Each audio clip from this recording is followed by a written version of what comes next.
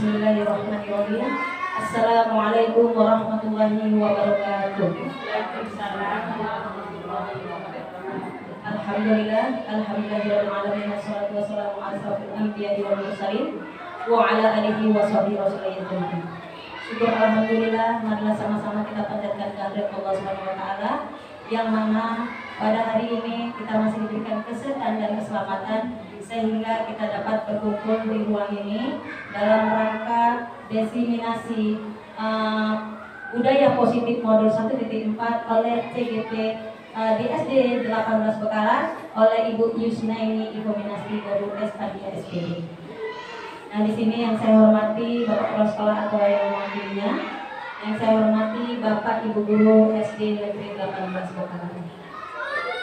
Nah, di sini sebelum kita mulai Ibu Yusna ini membawakan presentasi, sebelumnya kita akan mendengarkan kata sambutan yang akan dibawakan oleh Ibu Kepala Sekolah. Kepada Ibu kami persilakan. Assalamualaikum warahmatullahi wabarakatuh. Waalaikumsalam warahmatullahi wabarakatuh. Syukur kita ucapkan kepada Allah Subhanahu wa taala sallallahu alaihi wasallam. Alhamdulillah pada pagi hari ini kita kesehatan, kesempatan ya. Semoga dapat berkumpul di tempat lokasi dan keadaan sehat. Yang mana nantinya di sini adalah ya kita berkumpul di sini adalah tentunya akan mendiseminasi kebudayaan positif yang akan kita terapkan di sini.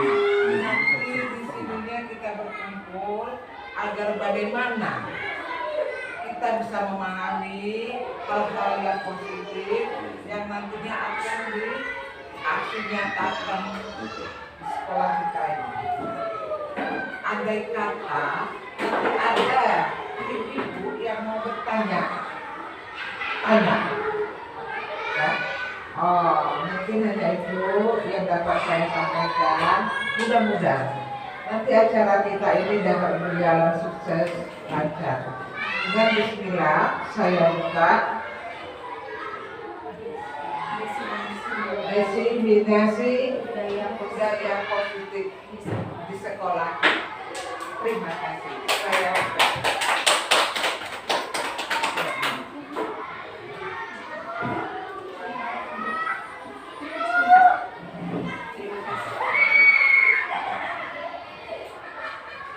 Terima kasih kepada Ibu Wakil Kepala Sekolah yang telah memberikan kata sambutannya.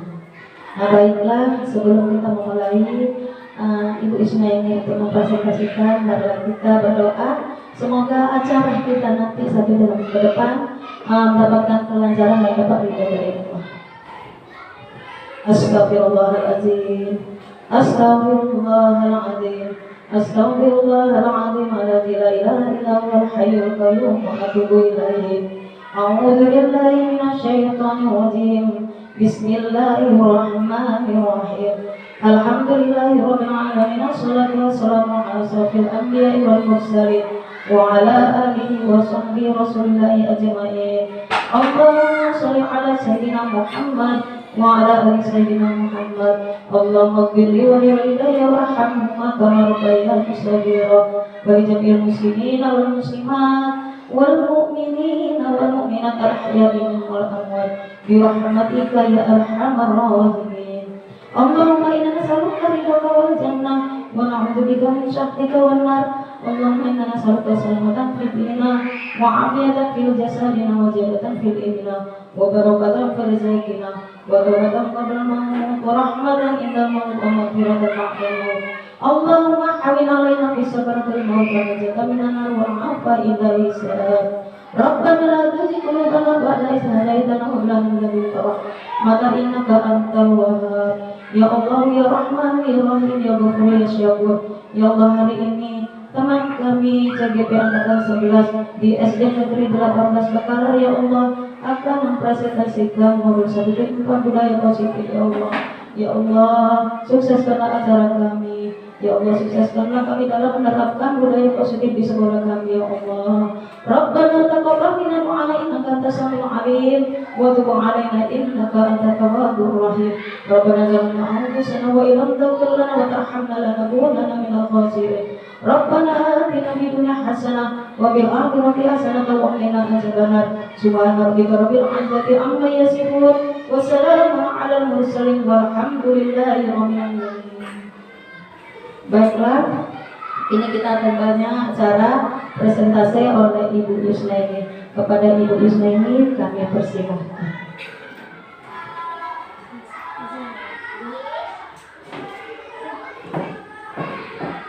Assalamualaikum warahmatullahi wabarakatuh. Dan selamat pagi buat kita semua. Bersyukur kehadiran Allah Subhanahu wa Ta'ala yang mana masih memberikan kita kesehatan dan kesempatan sehingga kita bisa hadir di acara kami presentasi diseminasi budaya positif modul 1.4 yang kami harapkan akan bisa kita jalankan di sekolah kita ini. Terima kasih yang saya hormati Bapak Kepala Sekolah atau yang mewakili, yang saya hormati Bapak Ibu Guru SD Negeri 18 Pekalar, dan yang saya hormati Bapak Ibu Staf SD Negeri 18 Pekalar. Baiklah, saya tidak akan memperpanjang kata-kata, kita mulai. Tapi sebelumnya saya minta Bapak Ibu berdiri, kita ice breaking sebentar, kita ngecas semangatnya dulu.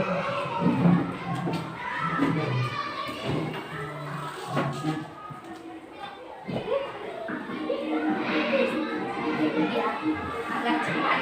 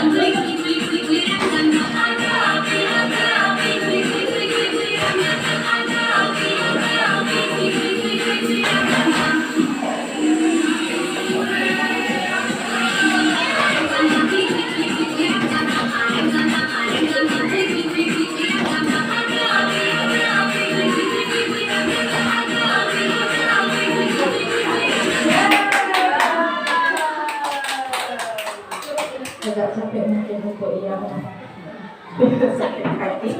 Baiklah, Semangat. Bapak Ibu, di modul 1.4 kami mempelajari tentang budaya positif yang bisa kita terapkan di sekolah. Di dalam budaya positif itu ada yang namanya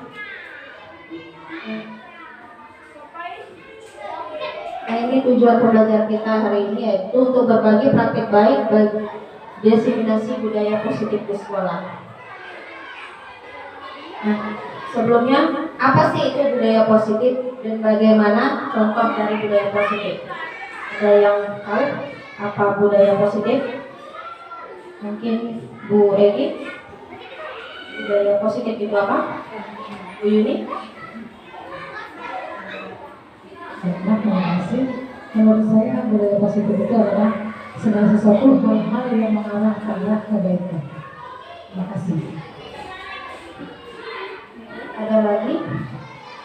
Mungkin yang lain? Kalau menurut saya positif itu adalah suatu kebiasaan atau tindakan-tindakan baik yang dilakukan di sekolah atau di kelas. Terima kasih. Bisa kita katakan seperti itu. Budaya positif adalah segala sesuatu yang baik yang bisa kita terapkan di sekolah, baik dari cara kita menghadapi anak di kelas saat ada masalah atau interaksi kita dengan anak saat pembelajaran itu berlangsung. Nah, budaya positif adalah nilai-nilai, keyakinan atau kebiasaan yang berpihak pada murid agar murid berkembang secara kritis, penuh hormat dan bertanggung jawab. Jadi di budaya positif ini bukan hanya gurunya yang dituntut untuk berpikir positif, tapi anaknya juga kita arahkan agar memiliki sikap yang positif juga, baik kepada gurunya ataupun kepada sesama temannya.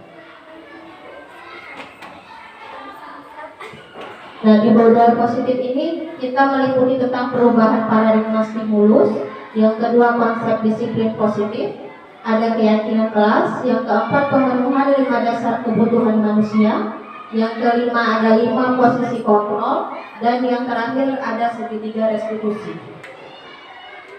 Nah, yang pertama tentang teori kontrol. Ada beberapa miskonsepsi atau pemahaman yang salah tentang posisi kontrol.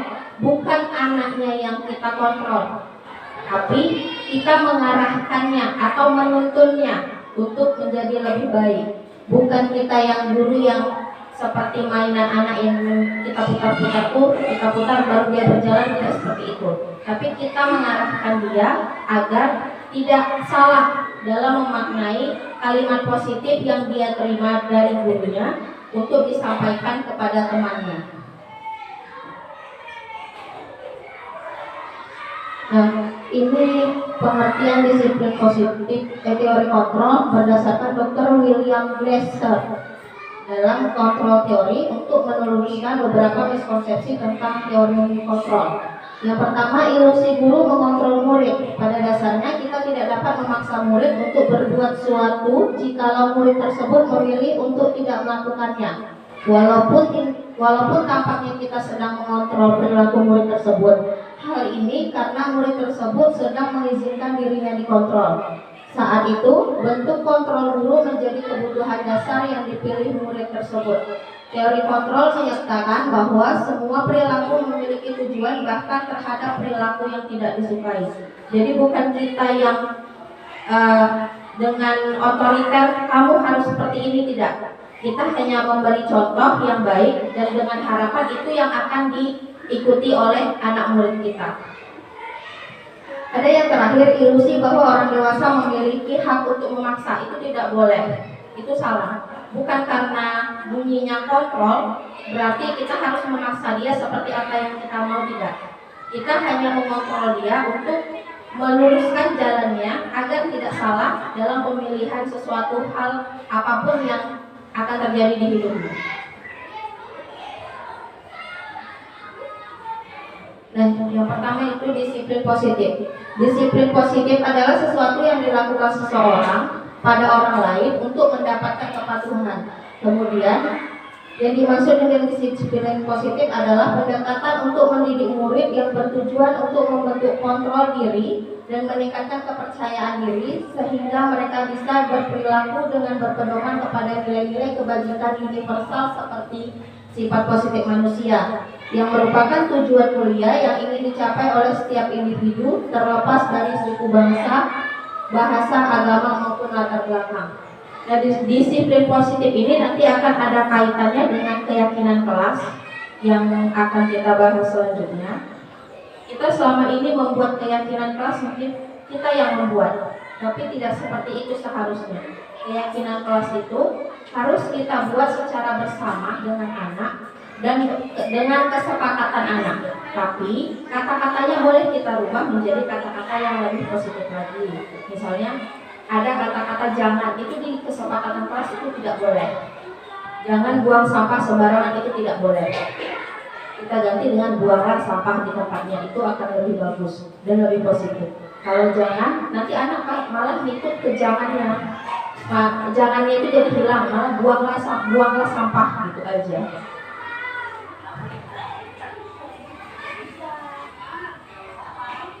Nah, ini ada beberapa cara dalam pembuatan keyakinan kelas. Yang pertama yaitu meminta siswa untuk menuliskan keyakinannya sendiri. Kemarin di awal pembelajaran saya sudah coba buat di kelas. Anak-anak saya berikan sticky note, kertas warna-warni itu, dan mereka menuliskan apa sih keyakinan kelas atau kesepakatan kelas apa yang mau mereka buat di sticky note tersebut. Lalu mereka menempelnya di papan tulis. Jadi semua anak membuat keyakinan kelasnya dan ditempelkan di papan tulis. Setelah selesai semua kan banyak nih, nanti ada bisa si A, si B, si C sama nih kesepakatan kelasnya. Jadi kita tidak bisa pakai semua. Karena ada yang sama, maka kemudian kita pilih mana keyakinan kelas yang sudah sama, kita satukan, lalu kita pilih beberapa keyakinan kelas yang dominan akan kita laksanakan di kelas. Mengubah keyakinan kelas agar menjadi kalimat positif. Nah, seperti yang saya bilang tadi, jangan mengganggu teman. Itu tidak boleh kita buat di keyakinan kelas. Jangannya kita hilangkan jadi saling menyayangi dengan teman. Kalau kita buat jangan mengganggu teman, nanti jangannya hilang, tinggal mengganggu teman.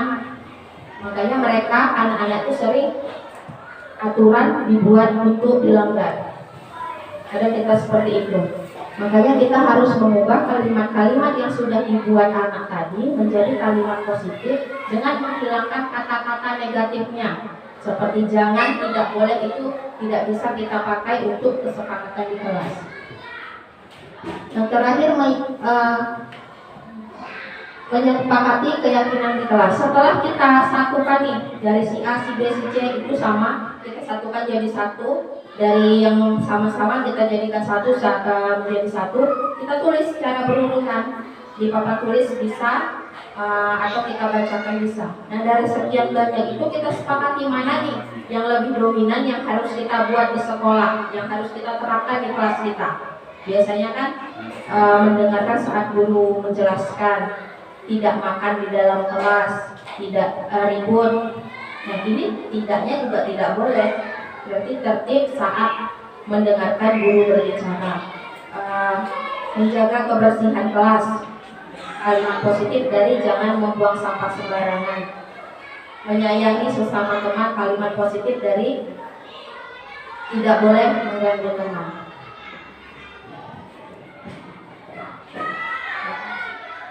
Nah, ini contoh keyakinan kelas yang saya buat di kelas.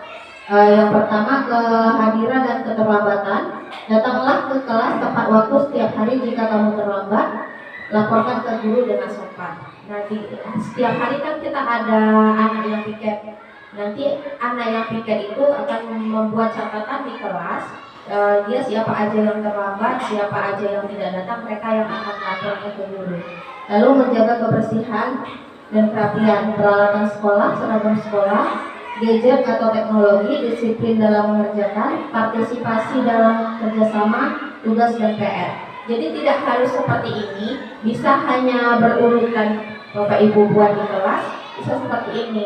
Saya buat seperti ini karena ini agar menjadi menarik bagi anak-anak untuk dipajang di kelas, sehingga apabila mereka melakukan kesalahan, saya tinggal mengingatkan apa kesepakatan kita kemarin, apa yang sudah kita sepakati bersama. Maka ini memang rencananya akan saya buat besar dan akan saya tempelkan di bagian belakang, di bagian belakang kelas, sehingga jika mereka salah, mereka bisa langsung, oh iya, sudah sepakat ya bersama seperti ini.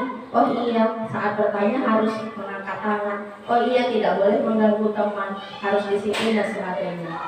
Jadi kesepakatan kelas itu wajib kita ajangkan di kelas, bukan hanya kita ucapkan saat di awal pembelajaran, karena anak-anak bakal lupa. Kita aja kadang lupa. Jadi tetap harus dipajang untuk mengingatkan anak-anak dan diri kita sendiri.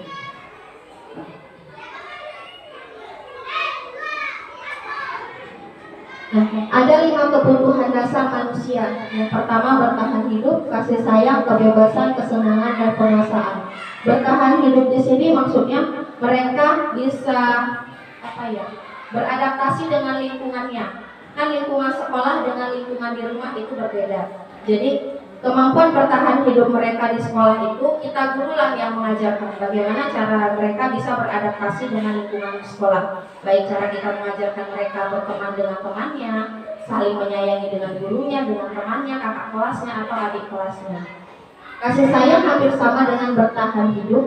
Cara kita mengayomi mereka untuk tidak mengganggu adik kelasnya atau tidak terjadi pembulian di sekolah dan sebagainya. Untuk yang kebebasan di sini lebih ke arah kebebasan dalam berpendapat saat proses pembelajaran. Jadi di akhir proses pembelajaran kita kan selalu merefleksi tuh bagaimana anak-anak kegiatan pembelajaran kita hari ini, apakah menyenangkan, atau gimana, atau ada masukan. Nah, mereka diberikan kebebasan untuk menyatakan pendapat mereka. Bu, pembelajaran hari ini seperti ini, besok bisa seperti ini nggak Bu? Nah, kita beri kebebasan kepada mereka untuk mengungkapkan pendapat mereka masing-masing. Untuk kesenangan, otomatis pembelajaran sekarang sudah melakukan pembelajaran yang menyenangkan, yang berpihak pada murid. Problem based learning, program pemecahan masalah dan pembelajaran. Nah, bukan masalah yang rumit yang dipecahkan, tapi bagaimana mereka menghadapi situasi diri mereka sendiri saat menerima pembelajaran dari guru. Jadi mereka masuk tuh harus sudah dalam keadaan senang, dan gurunya juga harus dalam keadaan senang. Baru anak saat kita menyampaikan materi bisa tersampai dengan baik kepada anak.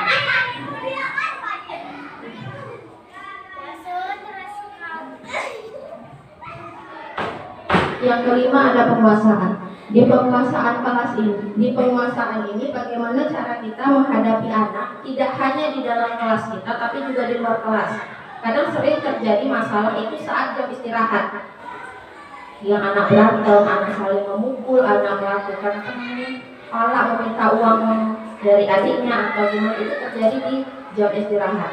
Nah, penguasaan kita mengontrol mereka itu harus terjadi baik di dalam kelas maupun di luar kelas. 5 posisi kontrol. Nah, ini ada 5 posisi kontrol yang bisa kita terapkan di sekolah. Saya mau tanya sebelumnya, menurut Bapak Ibu, dari kelima posisi ini, posisi mana yang paling baik kita terapkan di sekolah? Penghukuman, pembuat orang merasa bersalah, teman, pemantau, atau manajer. Posisi yang baik kita terapkan itu apa? Manajer boleh. Pemantau boleh. Ada lagi? Nah, posisi yang harus dihindari di anak SD adalah posisi sebagai teman. Itu posisi yang paling harus dihindari. Kenapa dihindari?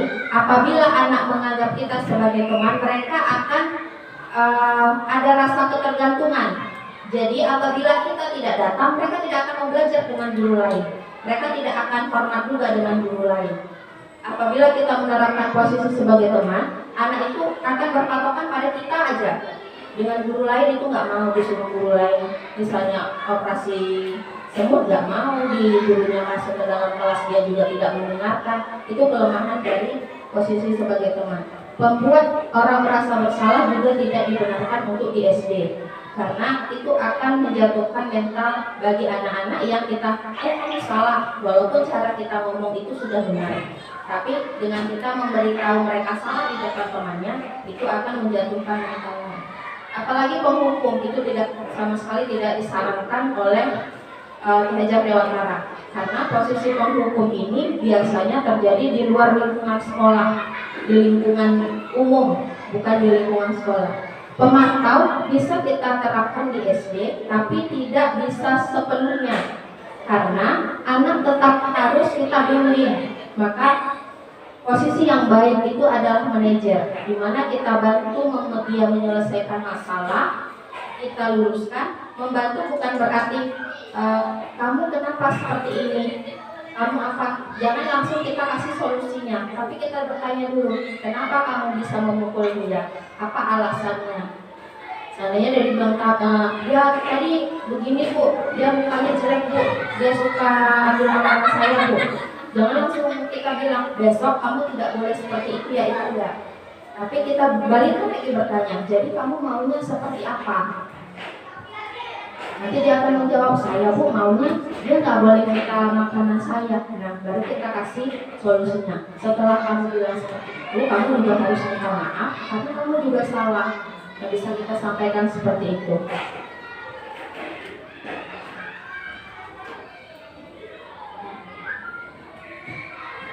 Ini adalah segitiga restitusi. Segitiga restitusi ini adalah cara yang baik kita lakukan di kelas saat membantu anak menyelesaikan masalah. Sebenarnya ini udah kita lakukan tanpa dapat materi ini. Sebenarnya ini sudah kita sering lakukan. Apabila ada anak yang bermasalah kan kita panggil tuh, kenapa bisa berantem? Itu sudah masuk ke menstabilkan identitas. Menstabilkan identitas ini adalah kita menanyakan dulu duduk perkara persoalannya apa, kenapa dia bisa sampai bertengkar atau bermasalah dengan temannya. Tidak hanya bertengkar, saat dia nilainya turun, itu juga bisa jadi permasalahan bagi anak tersebut. Lalu memvalidasi tindakan yang salah. Kita bisa bertanya nih, kenapa kamu bisa seperti itu? Kenapa kamu memukul temannya? Kenapa kamu tidak semangat belajar? Apa alasannya? Nah, itu masuk ke validasi tindakan yang salah. Nanti dia akan menjawab, seperti ini Bu, karena dia seperti ini. Saya tidak suka pelajaran ini Bu. Pelajaran yang Ibu kasihkan membosankan. Itu validasi tindakan yang salah. Lalu kita luruskan. Benar, setiap orang pasti pernah membuat kesalahan. Kita buat seperti itu. Lalu kita bilang, kalau membuli orang itu tidak baik. Pembelajaran itu semuanya mau matematika, IPAS, apapun itu baik untuk masa depan kamu. Jadi kita kuatkan keyakinan dia bahwa yang dilakukannya itu tidak benar. Lalu menanyakan keyakinan. Setelah kita validasi tindakannya, kita tanyakan, apa yang kamu lakukan itu telah melanggar keyakinan kelas kita yang mana? Misalnya pada kasus membuli, otomatis dia melanggar keyakinan kelas yang menyayangi, saling menghormati temannya. Jadi kita harus menanyakan keyakinan kelas mana nih yang kamu langgar. Mesti dia akan menjawab saling menghormati temannya, seperti itu. Jadi kita lah yang meluruskan. Maka dari itu untuk kedepannya kamu harus saling menyayangi, karena kesepakatan kita yang telah kita buat adalah menyayangi teman sekelas kita. Jadi tidak boleh melakukan tindakan yang seperti itu. Atau saat anak terlambat, keyakinan kelas yang dilanggar adalah disiplin. Makanya kita terapkan besok untuk datang lebih cepat atau tidur lebih cepat agar tidak bangun kesiangan. Seluruhnya dari kesepakatan kelas, posisi kontrol, 5 kebutuhan manusia, ujung-ujungnya akan berakhir di profil pelajar Pancasila, yang mana ada kebinekaan global, gotong royong, kreatif, mandiri, bernalar kritis, dan beriman kepada Tuhan Yang Maha Esa. Semua yang kita harapkan di budaya positif ini akhirnya akan merujuk ke profil pelajar Pancasila. Makanya di pertemuan kemarin yang kami bahas tentang visi sekolah, di situ wajib mencantumkan salah satu profil pelajar Pancasila mana yang akan kita kuatkan di sekolah. Jadi misalnya kemarin jadinya ke kreatif, di kreatif inilah yang kita kuatkan untuk meningkatkan kepercayaan diri anak, meningkatkan sikap positif anak di sekolah sehingga terbentuklah sekolah kita yang lebih kreatif lagi. Nah, selanjutnya ada nilai-nilai kebijakan universal. Ngantuk ya? Nilai-nilai kebijakan universal. Ada 3 nilai. Nilai kebijakan adalah nilai sifat-sifat positif manusia yang merupakan tujuan mulia yang ingin dicapai setiap individu. Nilai yang disepakati bersama lintas bahasa, suku, bangsa, agama maupun latar belakang. Contohnya yaitu di profil pelajar Pancasila. Nah, di beriman bertakwa kepada Tuhan Yang Maha Esa ini kan lintas agama nih. Semua agama juga pasti beriman bertakwa kepada Tuhan Yang Maha Esa. Lalu mandiri. Mandiri juga tidak memandang agama, suku, dan bahasa. Kita tetap harus mandiri. Mengajarkan anak mandiri walaupun dia agamanya Kristen, Islam, suku Batak, suku Jawa, kita tetap harus mengajarkan mandiri pada anak. Bernalar kritis di sini adalah anak berhasil memecahkan masalahnya sendiri tanpa ada bantuan dari kita. Boleh kita menggunakan IT dalam proses pembelajaran bernalar kritis ini, karena IT sekarang kan sudah sangat booming.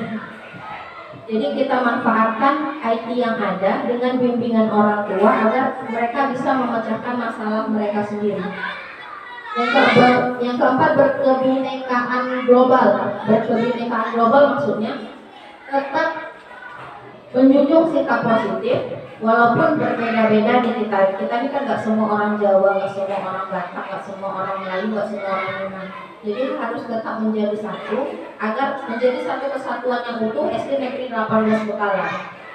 Bergotong royong dan kreatif. Semua kegiatan yang kita lakukan, jika kita melakukannya sendiri, itu tidak akan berhasil tanpa adanya kerjasama dari semua pihak sekolah, baik murid, guru, staf, kepala sekolah, dan lainnya. Jadi setiap kegiatan apapun yang diadakan, apabila hanya satu orang yang melaksanakan, itu tidak bisa. Begitu juga dengan di kelas, apabila hanya ada guru tanpa ada murid juga nggak bisa. Ada murid aja nggak ada guru juga nggak bisa berjalan.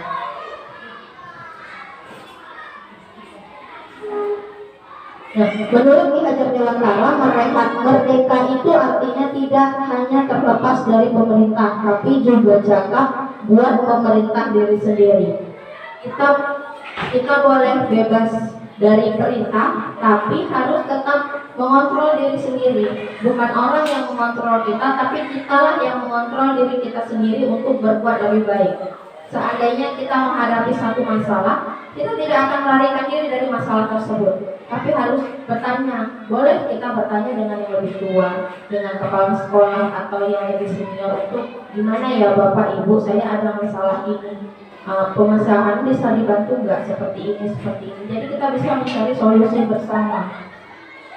Apabila kita sudah menerapkan itu, maka itu jadi motivasi internal dari diri kita, sehingga menciptakan disiplin positif dan sikap yang merdeka. Jadi inilah yang harus kita tunjukkan kepada anak kita di kelas.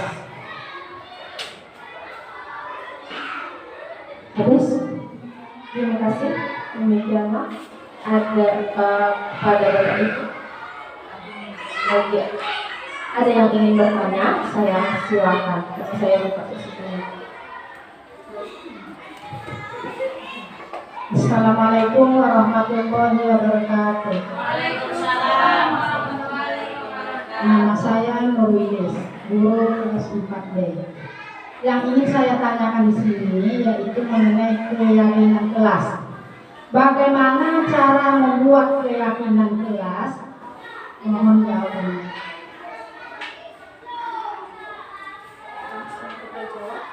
Langsung kita jawab dulu ya. Bisa balik ke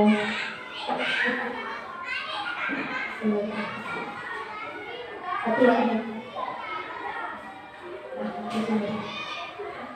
Di awal pembelajaran kita tetap wajib membuat keyakinan kelas agar anak-anak bisa sepakat dengan kita nih pembelajaran mau kita arahkan seperti apa.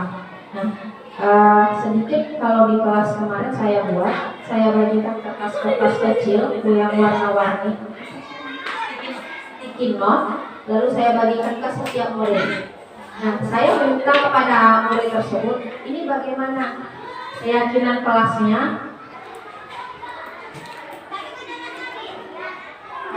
Kertas yang seperti ini kan ada lemnya ya, Saya minta anak-anak untuk menulis keyakinan kelas yang mereka inginkan di sini. Misalnya, jangan membuang sampah sembarangan, jangan ribut di kelas, jangan mengganggu teman. Jadi anak-anak akan menuliskan di sini. Setelah mereka menulis, masing-masing anak akan menempelkan sticky note ini tadi di papan tulis. Di papan tulis di depan, semua akan menempelkan sticky note-nya di situ. Lalu setelah menempelkan ini semua, kita baca tuh. Ada keyakinan kelasnya apa? Jangan ribut, jangan buang sampah sembarangan, menyayangi teman, tidak datang terlambat, tidak boleh makan di kelas. Itu nanti banyak akan timbul kata-kata dari anak seperti itu. Dan ada kata-kata yang sama. Nah, di kata-kata yang sama ini kita kelompok-kelompokkan, kita gabung-gabungkan, kita ambil, kita gabung-gabungkan. Nanti setelah dari misalnya anak kita 22 nih, dari 22 pasti akan ada beberapa yang sama. Setelah kita kelompokkan akan hanya menjadi paling 10 keyakinan yang sama secara global. Nah, dari 10 ini kita pilih mana nih keyakinan yang paling dominan harus kita laksanakan di sekolah, di kelas kita. Misalnya masalah disiplin, kebersihan, menghargai guru, menghormati, dan menghargai, saling menyayangi teman. Mungkin itu yang paling dominan wajib anak lakukan di kelas. Kita pilih, kita satukan. Kata-kata yang dibuat anak ini tadi kan masih ada kata-kata negatif seperti jangan, tidak boleh dan sebagainya. Itu wajib kita rubah. Yang jangan membuang sampah sembarangan kita ganti menjadi buanglah sampah pada tempatnya. Jangan mengganggu teman kita ganti menjadi mari menyayangi teman. Tidak ribut di kelas kita buat mendengarkan guru saat menjelaskan, bisa seperti itu. Jadi kata-kata jangan tidak boleh kita cantumkan dalam keyakinan kelas. Lalu setelah dapat keyakinan kelas ini yang sudah dikelompok-kelompokkan, misalnya dari 10 yang dominan 5, udah 5 aja, nggak harus banyak-banyak keyakinan kelasnya di dalam kelas itu. Karena kalau banyak nanti malah jadi dilanggar dengan anak-anak. Nah, lalu posisi manajer ini kita menentukannya, bukan memaksanya, hanya meluruskan agar dia tidak bengkok, lurus tapi tetap harus di posisinya, membimbing menjadi ke arah yang positif tapi tidak memaksa. Seperti itu. Kalau posisi teman, nanti dia akan timbul ketergantungan dengan kita. Jadi tidak boleh menerapkan posisi teman di kelas dasar. Terima kasih. Baik,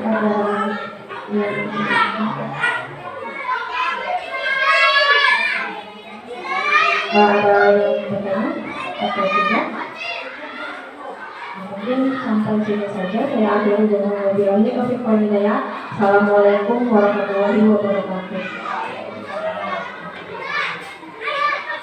Terima kasih kepada Ibu ini yang sudah mempresentasikan budaya positif di sekolah kita.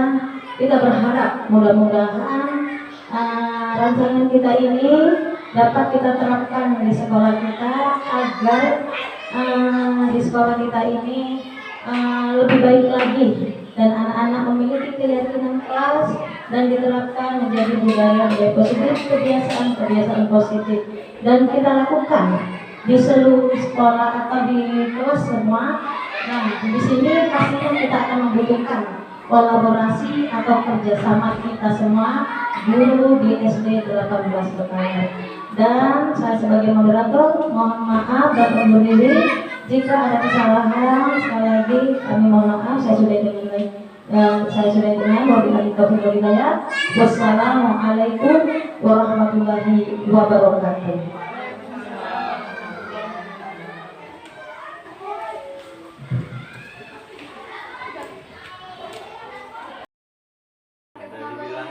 Bapak Ibu, ini kemarin kasus yang terjadi di kelas di mana Zifana kurang fokus saat pembelajaran matematika dan saya perhatikan selama seminggu.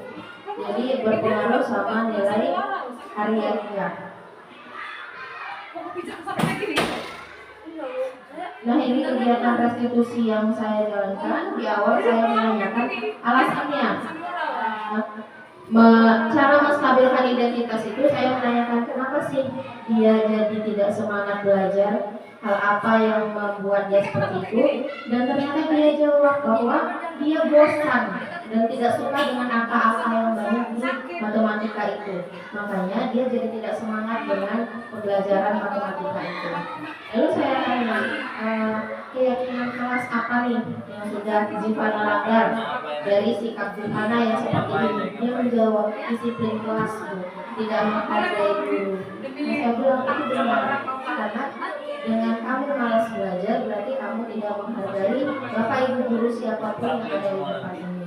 Jadi kita membuat suasana kelas itu siapapun yang gurunya mengajar harus disenangi dengan semuanya. Tidak hanya wali kelasnya saja, tapi semua guru yang masuk. Setelah dia tahu keyakinan kelas mana yang dilanggar, saya tanya lagi kepada Zivana, lalu sebaiknya harus seperti apa nih Zivana untuk kedepannya? Dia menjawab untuk lebih semangat lagi dalam belajar matematika. Dan saya bilang bagus seperti itu, karena matematika adalah pembelajaran yang sangat baik yang kita pelajari untuk kehidupan kita. Di semua kegiatan pasti memerlukan matematika. Saya bilang seperti itu. Lalu dia mengakui dia salah dan meminta maaf, baru bisa kita persilahkan kembali di kelas. Dan kegiatan CD3 restitusi ini tidak bisa kita lakukan sebenarnya di depan murid lain. Kalau kondisi kelas kita memungkinkan ada ruangan, kondisi sekolah kita memungkinkan ada ruangan tersendiri, tidak boleh kita lakukan di dalam kelas di depan murid lain, karena akan berakibat pada mental anak yang sedang kita restitusi. Tapi kalau keadaannya di sekolah kita tidak ada ruangan khusus atau tidak ada ruangan BK atau apapun, boleh di kelas. Seperti itu. Mungkin itu saja. Yang kedua,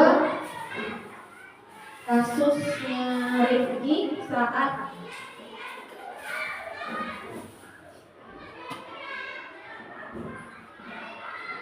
Rifki yang Kasus yang kedua itu saat Rifki membuli temannya gara-gara dia tidak suka dengan wajahnya, katanya temannya jelek. Jadi di awal saya menstabilkan identitas, saya menanyakan apa sih alasan dia tidak suka dengan Fadli, dan ternyata dia tidak suka dengan wajahnya Fadli, katanya hidungnya besar. Jadi saya bilang, dengan seperti itu berarti kamu tidak menyayangi temannya dan melanggar keyakinan kelas yang mana. Lalu dia menerangkan bahwa dia melanggar keyakinan kelas untuk saling menyayangi dengan teman. Nah, kita validasi tindakan yang salah tadi dengan menanyakan solusinya. Bukan kita memberi solusi, tapi kita menanyakan bagaimana nih cara memperbaikinya agar Fadli tidak marah lagi, agar Fadli tidak tersinggung lagi dengan Rifki. Maka dia menjawab, saya harus minta maaf Bu dengan Fadli, bahwa setiap manusia itu ada kekurangannya. Dan situ kita berikan reward, penghargaan dalam bentuk ucapan bahwa apa yang dia lakukan dengan menyadari kesalahannya itu adalah tindakan yang sangat benar.